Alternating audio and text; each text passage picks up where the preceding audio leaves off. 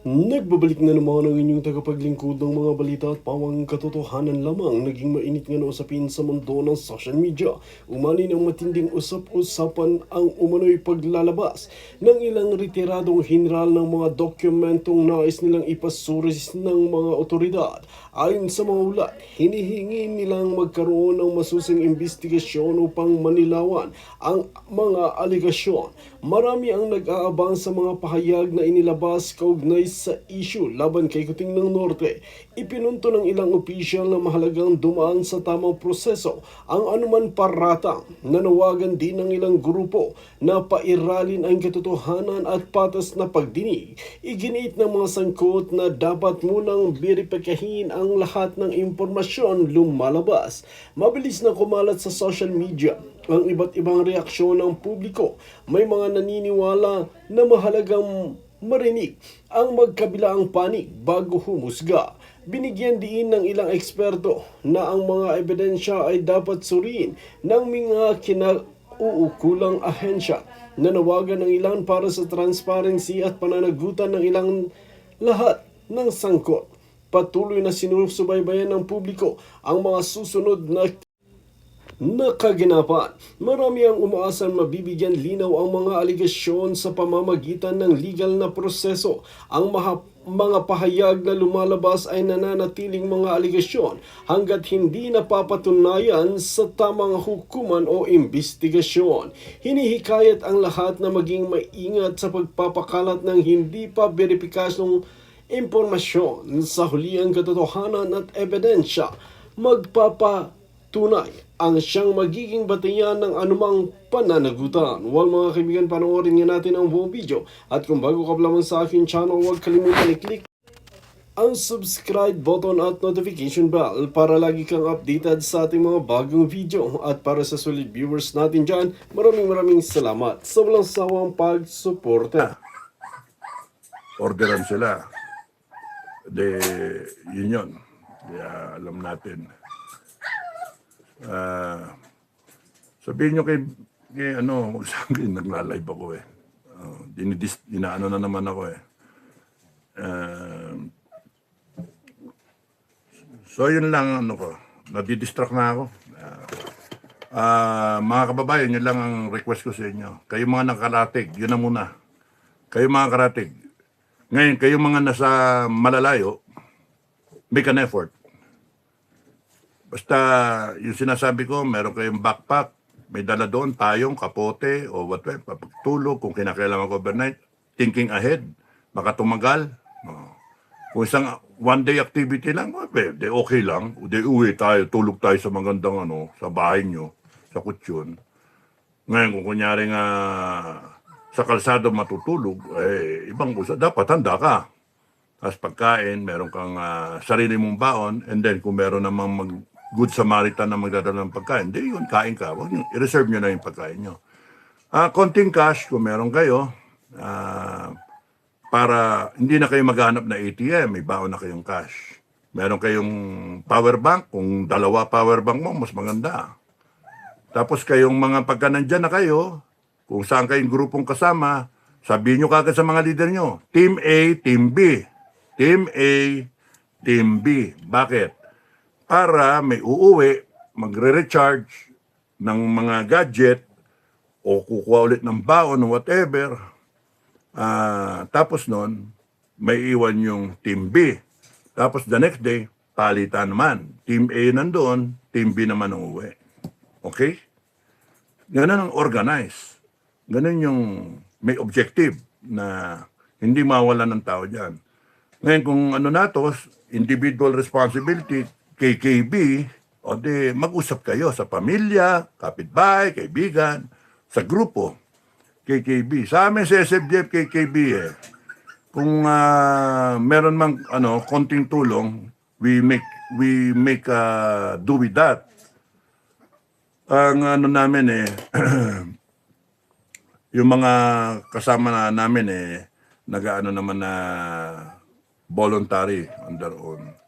Pero yung mga nasa probinsya, lalo sa Visayas, Mindanao, hindi makatawid Ngayon kung kaya nyo tumawid, nasa inyo yun. You want to be there the next day, Dapat nga kung may desisyon kayong lalaho kayo, dapat bumiyahe na kayo, di ba? Pwede kayong bumiyahe bukas, and then nandoon na kayo ng kung sa aeroplano. Pero it takes sacrifice sa part ninyo. Individual responsibility. Collectively, individual responsibility. Every Filipinong matino ay gumawa ng effort. Pagsama-samahin mo, collective responsibility o collective outcome, no? Kasi yung kaya kong gawin, kaya mong gawin, kaya niyang gawin, kaya nating gawin, kayang gawin nila Marcoleta, ni Cayetano, mga senator natin, buklod sila, unite. They are leading the example. They are only after the truth. They are protecting the institution. They are protecting the Filipino people. Let's do our part. Let us support them. Let us show that the 18 na dating sundalo, the 18 heroes, the 18 witnesses, and the other witnesses that will come forward, and yung 14 and yung 7, di natin alam kung madidinig ba sila, di natin alam kung matutuloy ba bukas. Kasi in-announce na eh. Yan, no? Ina-announce na bukas. Diyan sa Double Gem. Double Gem. Hindi yung gem na nag-exercise. Double Gem. Hindi gym, no? Double Gem. Gem, ano ba yun? Yung bato ba? Gem, no? Precious stone, no? Double Gem. So, siguro pang kasal-kasal yan, ano? Hindi natin alam. Special So, maganda. So, masaya ako kasi nung isa sa vlog natin, sinasabi natin, kung ginagago yung Senate as a building is only a venue. The Senate, the institution, is where the people are. Where the senators who comprise the Senate, where they are, then that is the Senate. Galing, no? Na nakikinig yung mga to. Kasi kung ayaw nila at tinaharang nila, pinapadlakan nila yung Senate dyan sa GSIS area, at sa ibang lugar, sa kalsada, doon natin dinigin yung katotohanan at papalibot ang taong bayan. Kaya kayo, mga kababayan, 14 million Metro Manila. So many millions paikot. 60 million sa buong Luzon. No? Kailangan lang natin yung mga tao lalabas. Religious sector. Kayo, nandyan ang mga Kristiyanong senator, Muslim na senator, Iglesia na senator. Nagsasama-sama sila. Bakit hindi kayo magsama-sama? Mga religious sector. Muslim, Kristiyano, Iglesia, wala na ka. Pagsama-samahin nyo na. Sama-sama. Bakit? Isa lang gusto natin. Katotohanan. Pananagutan. Kinabukasan ng Pilipino. Desisyon natin ang buhay natin. Huwag tayong pumayag nagkaguhin tayo ng iilan. Panindigan natin to, mga kababayan. Yun yung panawagan ko sa inyo. So be there. Kung kaya nyo, be there. Kung may sakit kayo, alalay. Kung kaya ninyo, dalhin nyo yung inyong mga med. Pero mas maganda, yung mga able-bodied, yung mga bata-bata, yun ang Pagka kayo mga senior, decision nyo yun, no? Decision nyo. You want to be counted, part of our history, no matter how this will turn out, at least masabi nyo sa sarili niyo, when I was 70, when I was 80, when I was 60 plus, I stood for this country. Kaya pagka nagkasulat-sulat ng pangalan, make sure masulat yung pangalan nyo. Kasi kung kunyaring this builds up into something, then sa standard ko, I want everybody to be recognized. and to be proud of their actions. Yun yung sa akin. Gusto ko maging proud kayo sa paglahok ninyo. Pagpunta ninyo. Pagkaharangin kayo, maggalit kayo. Tangginan kayo, para saan ba kayo? Ganon. Para saan ba kayo? Gusto lang namin, bakit? Ano masama dito, ha? Ano ba't hinaharang kami? Ganon. At kayo mga PNP, AFP, lahat na may P, kayong mga PP,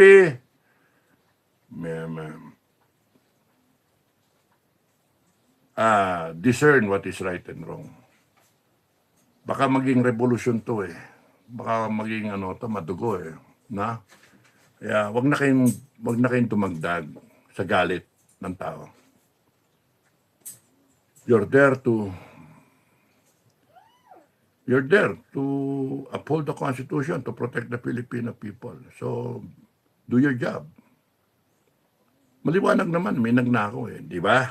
O mga kababayan, both sides, Duterte, Marcos side, neutral. O sige, may nagnakaw ba? Wala. Meron. Magkano? Trilyon. Kailan? 23, 24, 25. Yun yung Saan? Pera galing? Sa budget. 23, 24, 25. So, bakit dinadala doon sa Duterte side? Doon daw nagsimula ang flood control. Ginagawa nila, tinatapon nila doon kay Duterte lagi. Para sila hindi malata. Hindi kami tanga. Ang pinag-usapan dito, budget, 23, 24, 25. Yun ang nawalan eh. Yun yung ninakaw. Ang pinag-usapan dito yung flood control nung panahon na nakaraan. Di ba nagsona nga, nandiyan yung 5,500 flood control. Kompleto na. Tapos na. Pinagmalaki sa zona eh, ni Marcos. Tapos a few weeks later, baha, may namatay. Kaya napakawalang yan ng mga tarantadon to eh. Marcos, your time is up. Marcos, your time. Mag-declare ka, Marcelo, wala. Hindi kami maniniwala dyan. Gagalit lalo kami. Mauuwi yan sa revolusyon pagka nag-declare ka, Marcelo. Mga kababayan, ako hindi natatakot sa Marcelo. Because yung Marcelo na yan, galing sa atin. Galing sa atin yung power na yan. So we can undeclare it. And we can declare our own version of Marcelo. Sovereign Filipino people, Marcelo. Shout out kay Elmer Balad from Badihoy, Quezon, Baguio City. At kay Ben Unos from Bacakeng Norte, Baguio City. Ako yung naglalakad kanina eh. May tumawag sa akin. May tumawag sa akin eh. Hindi ko na, nagbayad lang kami ng tubig eh. Nakapili. Kaptato, idol. Di ako yun. Kapatid ko yun, gago yun eh. Vlog ng vlog yun eh. Napati ako tuloy, napapahamak. Ikaw yun, sir. Si Raulo yun, vlog ng vlog yun, tarantatong yun eh. Sabi ko na nga doon sa kapatid ko na yun, kambal ko eh, sabi ko. Hindi, ikaw yun sir, ikaw yun. ako nga, sabi nga. Anong tingin mo? Sabi ng mga ibang tao eh, no? Nakakausap ko. Hindi ito. Sabi ng mga tao. Sir, puto talaga sir eh. Tarantado talaga, ninakawan tayo. Dapat dyan, revolution eh. Wala peaceful rally. Ay, bukas, mga kababayan, yung kung nandun kayo, yung support yan, support sa mga witnesses, sa 18, 14, at sa ibang witness kung meron, support sa senators natin, support sa sistema natin, support sa constitution natin, support sa pamilya niya yan, support sa future generations sa Pilipinas, support sa Republic of the Philippines na matino. Hindi yung bangag na Republic of the Philippines, hindi yung magnanakaw na Republic plunderer, hindi yan. So, I hope you will make an effort. I hope you can make an effort because you're just there. A stone's throw away, malapit lang kayo. Please make the effort, mga kababayan. Pagkakataon natin to, ipakita that we are sovereign. Na pagka ang tao nagdesisyon na tumayo at ipaglaban yung tama, ipaglaban yung katotohanan, ipaglaban na dapat maging accountable yung mga tarantadong opisyal at dapat makulong yung mga magnanakaw na yan at yung mga nagbebendalo na yan, dapat ipakita natin, ipakita natin. So pwede ba tayo magkasama-sama, magkaisa tayo ng ilang araw para sa kinabukasan natin. Yun lang akin. Ngayon kung wala na kayong pakialam, we deserve a country na failed state. We deserve a country na panay droga, ang umiikot, panay krimen, CPP-NPA, komunista. We deserve yung nakawan tayo, more. And sila lang ang upo lagi. Salin na sila sa pamilya nila. Kung wala kayong interes, yan ang mangyayari. Kaya kung pwede, isa sa inyong pamilya na nakakaintindi ng katotohanan, nakakaintindi na nangyayari, pakiisiwalat sa mga kasama ninyo, gawin usapin, no, kahit ilang araw lang, explika sa mga kasama sa bahay, explika sa barangay, explika sa mga kaibigan, at kung saan man gathering, o kaya sa opisina, o kaya sa trabaho, o saan man, explika ninyo ano ba talaga nangyayari. Make a conversation. Ako ay do that. Kahit ako saan mapunta, sa palengke, dito sa session, kung saan ako mapunta dito o kaya sa probinsya, pag kami nakusap ako, anong nasusubaybayan, kanina yung sinakyan ko kanina nasusubaybayan mo ba yung yung nangyayari sa Senado? Sabi ng driver ay dati sir, ngayon hindi na, ayoko nang manood nakakainit na ulo. So sabi ko, puta naman, paano ba naman di init ang ulo mo, ninakawan tayo. Yun, nagano ko ng conversation. Gago nga sir putang na mga yan sabi gano'n. Putang na mga yan dapat dyan sir, bitayin. Dapat dyan sir, pagpapatayin pa. Dapat dyan sir, yung gano'n Dapat dyan sir, revolusyon na sir. Sabi gano'n. Driver. Naintindihan nila. Walang mangyayari sa peace rally na yan. Sabi gano'n ng tao.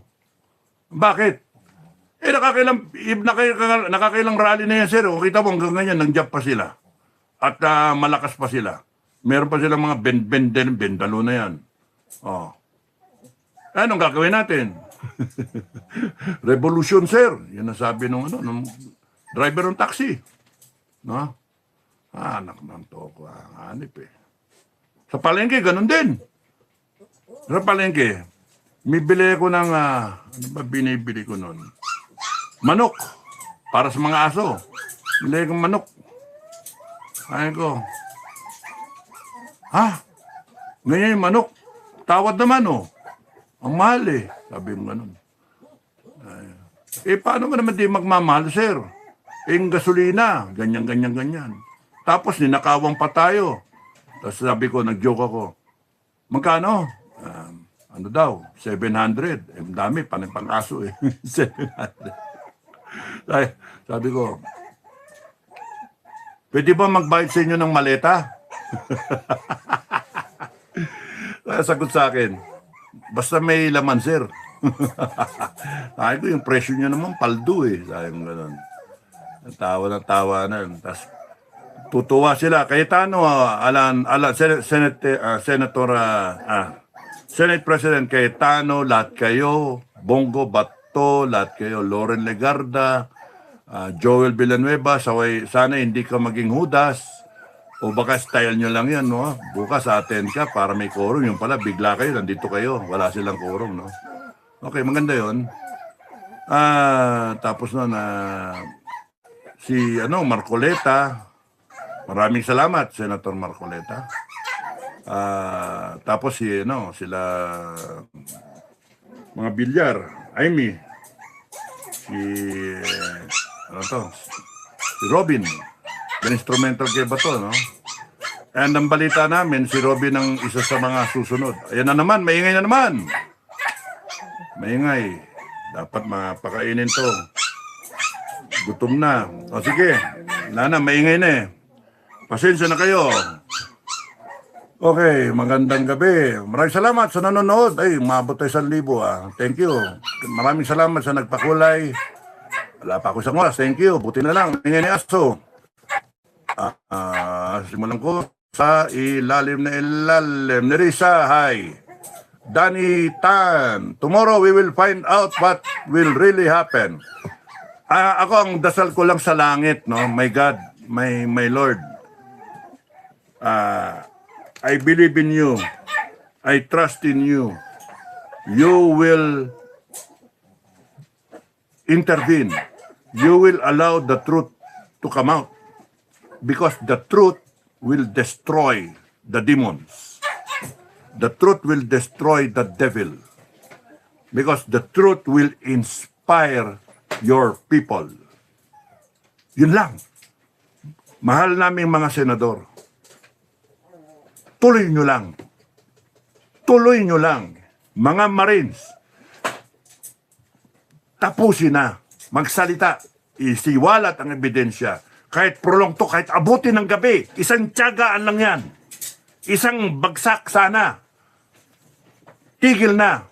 At kayong mga kababayan, lalo na sa mga nakapaikot at yung mga next layer na mga karatig na mga syudad at mga karating na mga probinsya.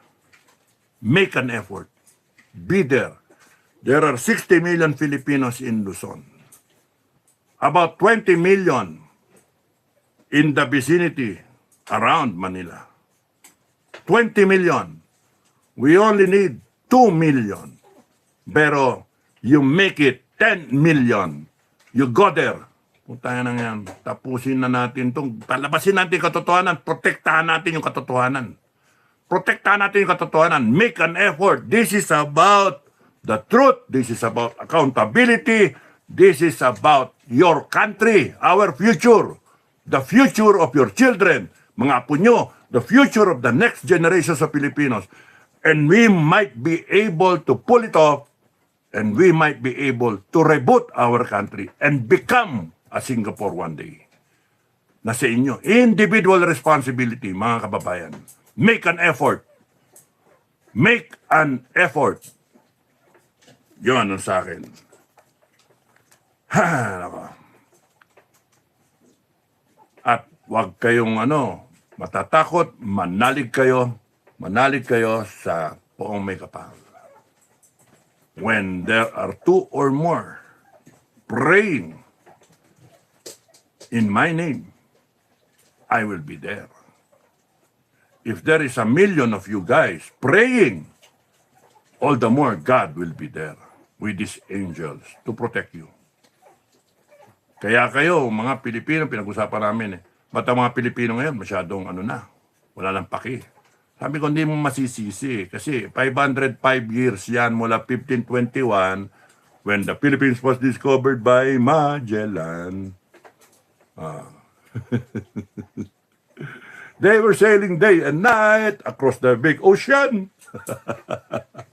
until they landed in Limasawa Island. Binanatan siya ni Lapu-Lapu. Mama, I am sick. Call a doctor very quick. No amount, 300 tayo. 377 years tayo. Ilang salin. Kaya ngayong 505 mula nilalang ako kasi nga yung kamay ko, na nakahawak ng tayo. Kanina pa ako mahawak sa mukha ko. Kaya ako nag-alcohol eh. May kinakapa ako dito, bilog. Yung pala eba. ito yung culprit, si Gea. May sakit eh. Ano nang deficiency sa calcium. Buti hindi namatay. Hopefully makaka-recover. Hindi na makalakad eh. Sorry. Hindi makalakad. So, di ako basta, dapat bumaba na ako eh. Pero, pasyente ako eh. Mga mamatay. Di ba? Ako taga-administer ng gamot niya eh. Kawawa eh. So, mga kababayan, make an effort na. I'll make an effort. So, Senate, mga senators, lubos-lubusin nyo na. Dadating ang tao, huwag kayong magalala. Nagsabi na ako yung mga tao, dadating ang mga tao. Madam Inday, o nga pala, sa 2022, ayaw nga, sige, relax ka lang. Nandiyan yung mga senator, gaya na sabi ko sa the other day na vlog, di ba? In a given situation, when it comes to survival, it is normal, expected from human beings. A leader will always emerge. Kung ayaw ng isa, dahil di siya pwede, nasa CR, o dahil sa merong handicap, o kinakailangan protektahan para hindi masunog, meron pang iba. Nandun na tayo ngayon. May mga senators tayo. Tatayuan kayo, mga kababayan, kaya mahiya tayo. Tatayo yung mga senators, poprotektahan yung katotohanan, didinigin nila yung dapat sabihin ng mga marido, ng sundalo, mga bagahe boys, no? Maleta boys. So, tingnan natin kung ano. Gusto kong malaman kung sino mastermind. Gusto kong makita yung mga video kung meron, mga picture.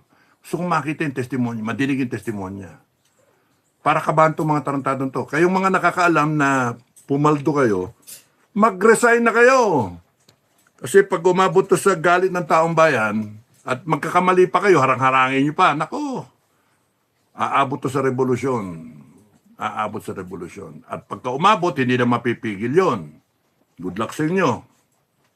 Basta ako, nag-a-advise ako sa inyo ng pinakamaganda niya, kung involved kayo, resign na kayo. Para hindi kayo ibuti ng taong bayan. Sinabi ko na yan sa vlog dati, sa Rosario, Pasig, where I come from, Rosario, Pasig, yung mga magnanakaw doon, hinahataw ng tubo ng mga taga doon sa amin, sa barangay namin sa Rosario. Tangin, nakita yung tao, pati drug addict.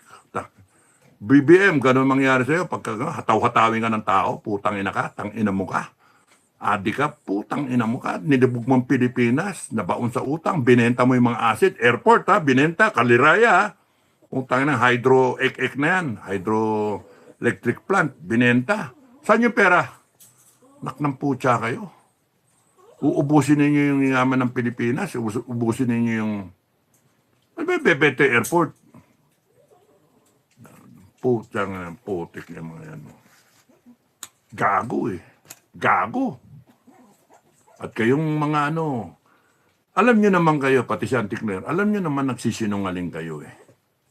Alam nyo naman na mali talaga. Alam nyo naman na may nagnako dito eh. Bakit ba natin pinag-uusapan yung flood control kung wala naman talaga magnanakaw, di ba? Sino ba naglabas niyan? Di ba si Marcos? Oh. Di ba, we will get to the bottom of this. May ICI siya. May blue ribbon pa nga, di ba? Pero walang nangyari. Pinalitan nila si Marcoleta, nilagay si Lacson. Hindi ko kalain si General Lacson, ganun eh. Hindi ko kalain. Kung ganyan ang PM Mayor, wag nyo na akong tawagin PM Mayor. Kung ganyan ang mga PM Mayor, naku, wag na. Inyo na lang yan. CIL, mga pinagsasabi, courage, integrity, loyalty, honor code. Do not lie, cheat, steal, nor tolerate. Putang ina. Anong kaplastikan yan? Long gray line. Kakaya. Tapos ngayon, ilan lang yung nakikita nyong nagsasalita. Ilan lang. Like, share, subscribe. Like, share, subscribe. Puta, ilan lang. Ilan lang yung sasapalaran. Diba? Ilan lang. Tapos you're proud of it. Long gray line. You're proud of it. Naku, I'm not. Kaya eh. Okay. Lapit na ma-discharge ang aking cellphone. Okay. Saan ako? Doon ako sa ilalim. Alona. Bilyab. These thieves must be held accountable. I agree. Especially the mastermind. I agree. Let us not be afraid. I agree. Mga Pilipino, sabi ni Alona Bilyab. Huwag kayo matatakot, mga Pilipino. We are all against them. Lahat tayo, nag-iisa. Laban sa mga walang yang tiwali na yan. My love, poor country, kakaawan ba sa natin? Timing ka naman si my love eh. Biana Faye Varga, that's how Bangag's pronouncements are. Oh, nag-ano siya, salita siya dapat sa Miyerkules. Ano ba yung Miyerkules? Sa 17, karoon ng joint session.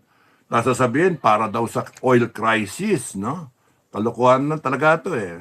Nasabi naman nung iba na ito ay tungkol doon sa Mindanao na earthquake, no? And then, and other issues. Tarantado kayo. Tarantado kayo. Hindi tama yung ginagawa nyo. Siguro confident kayo, nakuha nyo na si Villanueva, no? But then again, tomorrow, tuloy na lang yung hearing. Yan ang maganda. Again, I would like to stress, may mga bakit? Hirapan ka? Naghihingalo na. Mamaya.